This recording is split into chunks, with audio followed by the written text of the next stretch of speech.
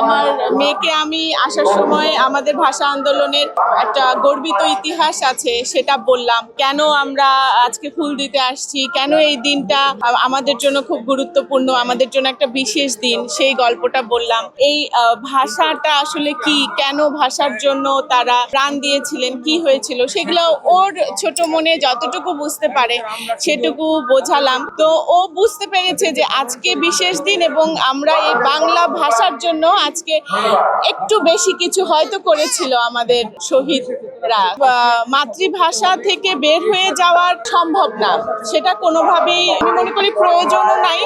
এবং আমরা জোর করে যদি সেটা করতে চাই তখন হয় কি, আসলে একটা সংমিশ্রণ তৈরি হয়, মানে তারা বাংলাটাও ঠিক মতো ধারণ করতে পারে না, আবার ইংরাজিটাও ঠিক মতো ধারণ করতে পারে না, ফলে হয় কি একটা মিশ্র ভাষা তাদের মধ্যে তৈরি হয়।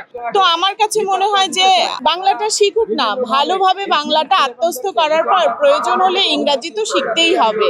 বাইরের বিশ্বের সাথে যদি আমরা মিশতে যাই। এখন থেকে স্পাইসি ক্রিস্পি পটাটা প্রাণ পটাটা একটি স্বনির্ভর বিস্কুট। বা আরো আমরা উপরে পড়াশোনা করতে চাই, সেক্ষেত্রে প্রয়োজন। কিন্তু তাই বলে আমরা ছোট বাচ্চাকে একদম বাংলা বাদ দিয়ে মা ইংলিশে বলো, মা এটা ইংলিশে বলো, বাংলায় বলার দরকার নাই, এটা আমি প্রয়োজন মনে করি না।